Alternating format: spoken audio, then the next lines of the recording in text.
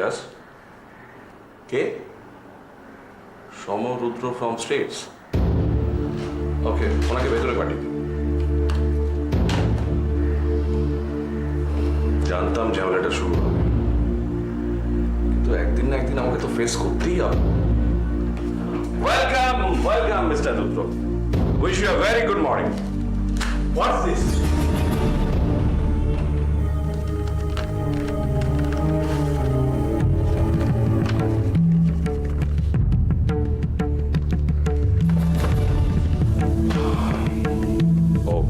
Oh, what do you mean by you owe, Aditya? First of all, তোমার দিক থেকে কোনো চিঠি নেই, মেল নেই, ফ্যাক্স নেই, not even a tinkle. And who is this Romola Banerjee? Aditya, we all agreed that a hospital will be made and তার নাম হবে East Bank, not this কি জানো নামটা? Biswanath Banerjee Memorial hospital. এটা একটা কোনো নাম হলো? টোটাল অ্যাপ্রোচটাই তো পাল্টে গেল। আদিত্য, আমি তোমাকে দেখে টাকা ঢালবো বলেছিলাম, and I want you to be involve, not this Ramala Banerjee. ব্যাপার বলো তো, have you transfer the total project to somebody else? কি হলো, প্রজেক্টটা কি হাত বদল ঘটেছে? বলতে পারেন, আবার না। কাম আদিত্য, কি হয়েছে তোমার? আমরা যখন লাস্ট মিট করি তখন তো তুমি এরকম ছিলে। কোথায় গেল তোমার সেই energy, Will? Oh God, you Indians. Doctor Rudra, আপনি আমেরিকান সিটিজেন ঠিকই, কিন্তু ইন্ডিয়ান আপনি। Yeah, of course I am an Indian by blood, but আমি তোমাদের মতো কি বলে ভেতুরে নই। We work hard and we keep promises. আমরা কথার দাম রাখতে জানি। কথা তো কোনো নড়চড় হয়নি। হসপিটাল হচ্ছে, পুরো দমে হচ্ছে। কনস্ট্রাকশন সাইটে গিয়ে দেখে আসুন, কাজ পুরো দমে চলছে। আর নামটা ইস্ট ব্যাংক থাকছে না। তাহলে আর কি কথার দাম? প্রথমেই তো তোমরা কথার খেলাপ করলে। এটা লং রান, তাহলে আমরা কি করব? এখনো তো আমরা একসঙ্গে কাজই শুরু করলাম। বাই দ্য ওয়ে, তুমি কোনো চিঠি সাইন করছো না কেন? And who is this Ramala Banerjee? আমার মা রমলা ব্যানার্জি। এই প্রজেক্টের সমস্ত টাকাই উনি দিচ্ছেন, আর ওনার ইচ্ছেতেই হসপিটালটার নাম রাখা হয়েছে বিশ্বনাথ ব্যানার্জি মেমোরিয়াল হসপিটাল। কারণ ওটা আমার বাবার নাম। Oh I see, Aditya Banerjee, Ramala Banerjee, I see. Panel of doctors কি হবে, ওদের চিঠি দেওয়া, এসব কিছুই উনিই দেখছেন। কিন্তু আদিত্য, উনি তো অসুস্থ ছিলেন। ইনফ্যাক্ট ওনার অসুস্থতার জন্যই তো তুমি ইউএসএ থেকে তাড়াতাড়ি চলে এলে। দেখুন ডক্টর রুদ্র, আমার মায়ের হার্টের প্রবলেম আছে, কোনো রকম এক্সাইটমেন্ট ওনাকে দেওয়ানো যায় না। উনি যা বলছেন আই এম হেল্পলেস। সব ক্ষেত্রে যে আমার সায় আছে তা নয়, কিন্তু সত্যি কথা বলতে কি, আমার হাত পা বাঁধা। দেখুন, আপনি যদি মনে করেন যে আমি কথা রাখতে পারিনি, আমার সঙ্গে কাজ করতে আপনার অসুবিধা আছে, আপনার যা খুশি আপনি তাই করতে পারেন। আমি আর এই প্রজেক্টে থাকতে পারছি না। পয়সা পেলে অনেক ভালো ভালো ডক্টর অ্যাডমিনিস্ট্রেশনের দায়িত্ব নিজের কাঁধে তুলে নেবেন, আর আপনি চিঠির কথা বলছেন।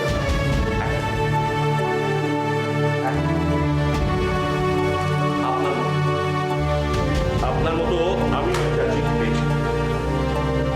Man proposes, but God disposes. আমার মতো আমার অনেক স্বপ্ন ছিল। ফিল ফ্রি ডক্টর, আপনার যা খুশি আপনি তাই করতে পারেন।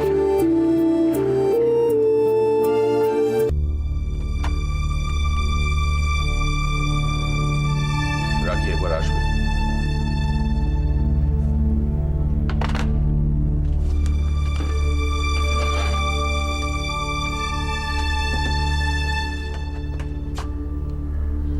Good morning. আজ হঠাৎ আমার মনে পড়লো, কি ব্যাপার? তোমাকে সবসময় মনে পড়ে, তুমি শুধু আমায় বুঝতে চাও, রাগারাগি করো। রাগারাগি করি? তুমি শুধু আমার রাগারাগি করাটাই দেখলে, কিন্তু কেন করে কিসে?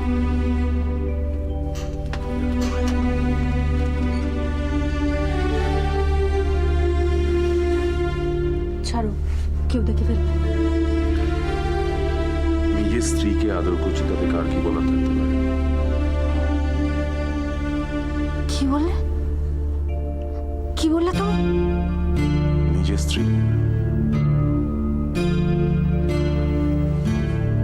মালার সাথে কথা বলেছো?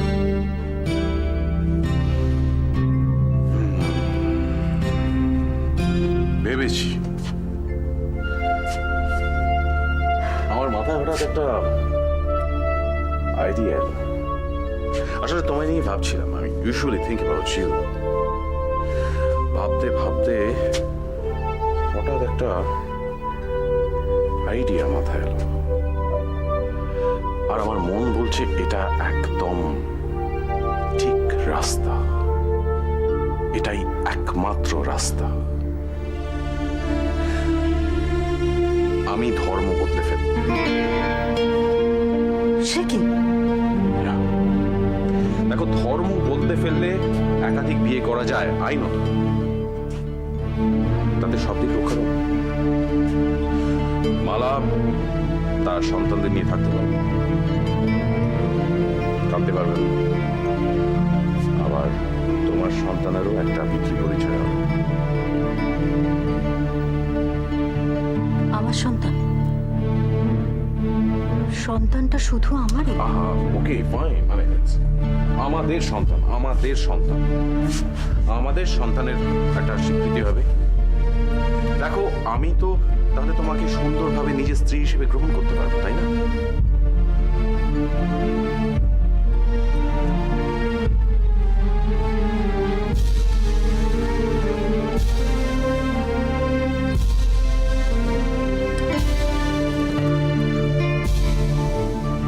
কেউ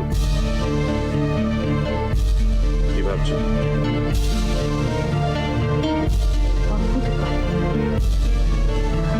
বুঝতে পারছি না ঠিক। দেখো, আমাদের উদ্দেশ্যটা কি একসঙ্গে থাকা, তাই না? We want to stay together. দেখো, মালাও এদের নিজেকে অনাথ ভাববে না, ভাবতে পারবে না। এটাই একমাত্র রাস্তা, এটাই ঠিক রাস্তা, এটাই। আমাকে ভাবতে হবে।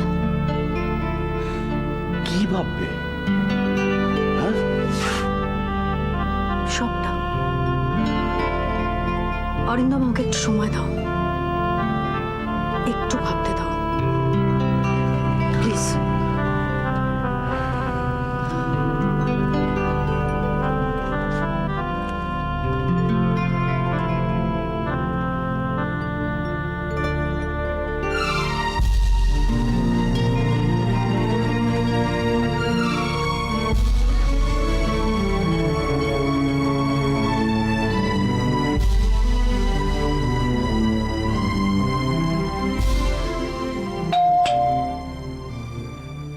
লতা এত তাড়াতাড়ি বাজার থেকে ফিরে এলো, কি ব্যাপার? কে? আমি বিমান, দরজা খুলুন। সোনা, তুমি এখন ঘর থেকে বেরোবে না যতক্ষণ না আমি ডাকি।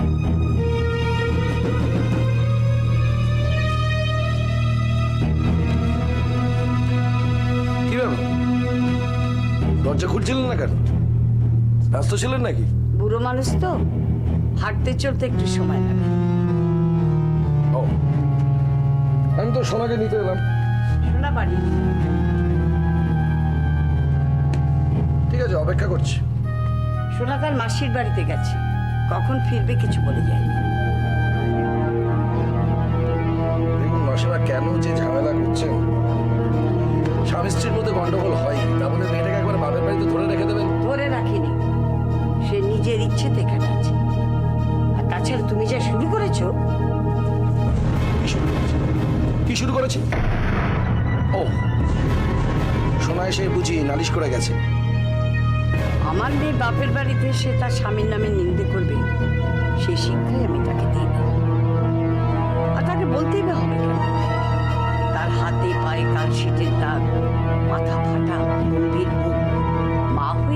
বুঝতে পারবো না বিমান? সে মোটেই সুখে নেই। মানছি তো, মানছি যে রাগের মাথা আমার দু একবার হাত উঠে গেছে। লজ্জা করে না তোমার? অসভ্য কথাকার। আবার বড় গলা করে বলছো তুই একবার হাত চালিয়েছি। যা সত্যি তাই তো বলছি। বলছি আমার রাগলে মাথা ঠিক থাকে না। অনেক এটা কোনো ব্যাপার নয়। দেখো বিমান, সোনা কোথায় গেছে জানি না, কখন ফিরবে তাও জানি না। তুমি এখন আসতে পারো। সোনালীকে না নিয়ে আমি যাব না। সোনালি তোমার সঙ্গে ফিরবে না, মানে সেই শ্বশুর বাড়িতে আর কোনোদিন যাবে না। আমি সোনাকে নিয়ে যেতে এসেছি, এটা একান্তভাবেই আমাদের দুজনের ব্যাপার। আপনি বারণ করার কে? আমি সোনালি। আমি সোনার সঙ্গে নিজে কথা বলতে চাই। কোনো লাভ হবে না। আমি সোনার মত জেনেই তোমাকে বলছি, সে তোমার সঙ্গে আর ফিরে যাবে না। আমি এটা সোনার মুখ থেকে শুনতে চাই। কাকুনোকে ওর সঙ্গে তোমাকে আমি দেখা করতে দেবো না। অনেক কষ্ট করে দিয়েছে। আর দেখুন, আমার স্ত্রীর সাথে আপনি আমাকে দেখা করতে দিচ্ছেন না এই বলে কিন্তু আমি পুলিশের কাছে এফআইআর করব। প্রয়োজন যদি পরে আমি সোনাকে জোর করে এখান থেকে তুলে নিয়ে যাব।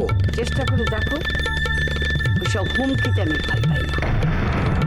সোনা ওই নরকে আর ফিরে যাবে না। নরক? নরকই তো।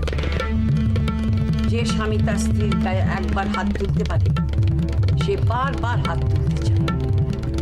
প্রথমবার হাত তুলতে একটু সাহসের দরকার হয় বটে, পরে তাও দরকার হয় না। অতএব তোমার ঘরে আমার যাবে না। ডিভোর্স করাবেন না? পরের কথা পরে ভাবা যাবে। আচ্ছা, আমিও আপনাদের একটা কথা বলে রাখছি, পরে বলবেন না আমি বলিনি, কোনোরকম দোষ দেবেন না। হ্যাঁ, আমি কিন্তু ছাড়বো না। আমি ছাড়বো না।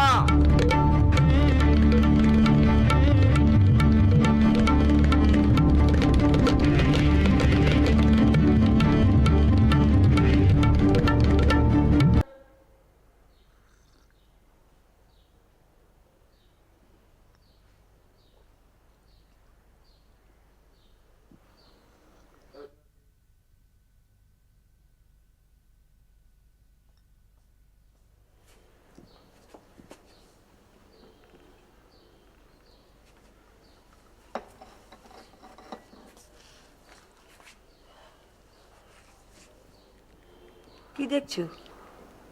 তুমি উঁকি দিয়ে কি দেখছিলে? না, ওই বৌমা কি করছে দেখছিলাম। ওই মেয়ের পাশে শুয়ে আছে তো, ঘুমিয়ে পড়েছে। তো কি এমন কথা? এই সোনালির ব্যাপার নিয়ে তোমার সঙ্গে একটু আলোচনা করব। আজ তো জোর করেই ওকে আমি অফিসে পাঠিয়েছি। এভাবে ঘরে বসে থাকলে তো চাকরিটাই চলে যাবে। একা পাঠালে নাকি? না না, রবির সাথে গেছে। আর বাড়িরও যে অবস্থা, এই সমস্ত ভারী আলোচনা ওদের সামনে করতে চাই না। নো নো নো নো দীর্ঘশ্বাস, নো চোখের জল। সব চেপে রাখতে রাখতে আমি তো আর পারছি না শঙ্করটা। বিমান এসে হুমকি দিয়ে গেছে, পুলিশে ডায়েরি করবে, মামলা করবে। সোনালি তখন কোথায় ছিল? সোনালি বাড়িতেই ছিল, আমি সামনে আসতে দিইনি, বলেছি বাড়িতে নেই। সে ভালোই করেছে। কিন্তু শিবু, এবারে তো একটা লিগ্যাল স্টেপ নেওয়ার কথা ভাবতেই হবে। সোনার সঙ্গে বিমানের ডিভোর্সটা বোধহয় আটকানো যাবে না শঙ্করদা। এত করে মেয়েটার বিয়ে দিলাম, সেখানেও কি হয়ে গেল বলো তো? বিমানের যেমন চন্ডালের মতো রাগ, আগে দেখে কিন্তু বুঝতে পারিনি। সোনালি কি বলছে? কিছুই বলছে না, চুপচাপ বসে থাকছে আর আড়াল লেগে কাঁদছে। মেয়েটা যদি একটু শক্ত হতো না, আমার তো চিন্তার কারণ ছিল না। ও বিমানের কাছে ফিরে যাবে এমন ভাবও দেখাচ্ছে না, আবার বিমানকে ডিভোর্স করবে এমন ভাবও দেখাচ্ছে না। এরকম একটা সিদ্ধান্ত তো খুব চট করে নেওয়া যায় না। সোনালিকে একটু সময় তো দিতেই হবে। আচ্ছা,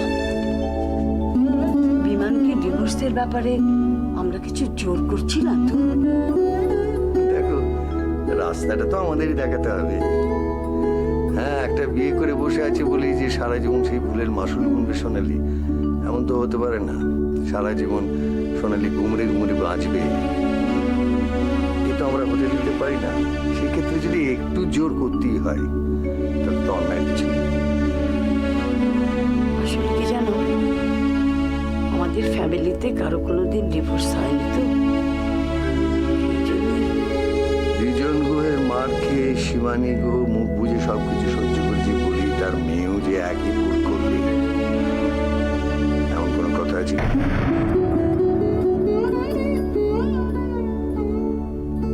সরি শিবু, আমি তোমাকে আঘাত দিতে চাই। কথাটা তুমি ভুল বলো নি শঙ্করদা, তবে আমাদের সময় ডিভোর্সের তো খুব একটা চল ছিল না, নইলে আমি কি ভাবতাম না। একটা ডিভোর্স মানেই তো নানান কথা, আত্মীয় স্বজনের প্রশ্নের বান। শুধু সেই জন্য মেয়েটাকে একটা কসাইয়ের হাতে তুলে দেবে আত্মীয় স্বজনের ভয়ে? আত্মীয় স্বজন কে? আত্মীয় কে? স্বজন? বিপদের সময় তুমি তো সেই একা। আমি ভয় পাচ্ছি না শঙ্করদা, আমিও তো চাই বিমানের হাত থেকে আমার মেয়েটাকে বাঁচাতে। হ্যাঁ, সে যখন তখন চলে আসছে, চিৎকার চেঁচামেচি করছে, যা খুশি তাই করছে। দিয়ারানির পক্ষে এই সময় এটা দেখা মোটেই ঠিক নয়। শুধু এই সময় কেন, কোনো সময় একটা বাচ্চার সামনে এইসব নোংরামি ঘটাটা কি আদৌ বাঞ্ছনীয়? শঙ্করদা, মামলা হয় হোক, কিন্তু সোনাকে আমার মতো আমি বাঁচতে দেব না।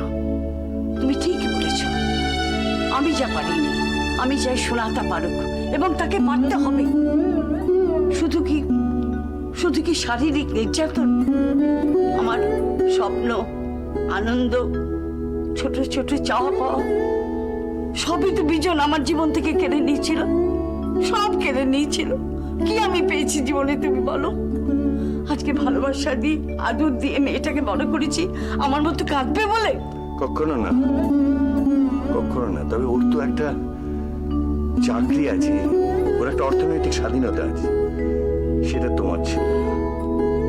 আমার কোলে তখন সোনা, রবি, কোনো কিছু ভাববার মতো অবস্থা আমার ছিল না। আর মা হয়ে যাবার পর তো কোনো কিছু ভাবতেও নেই। এখন অবস্থা অন্যরকম।